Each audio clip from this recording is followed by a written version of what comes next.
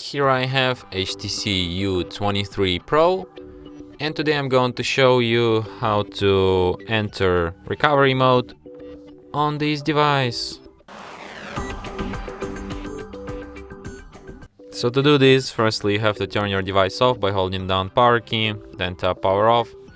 And after it turns off completely, what you'll have to do is to take your device, take USB cable, connect it from one side to computer and from other side to your device, this way. You just hold down volume up, and while you hold it, you connect cable, and that's how it's done. Now we just hold it until no command message and Android laying down appears.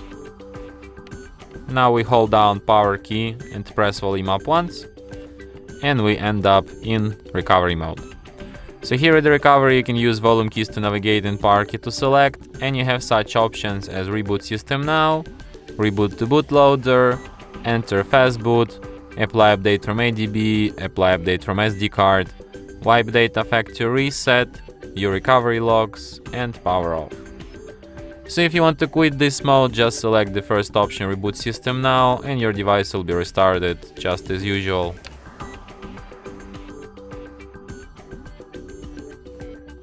And that's it.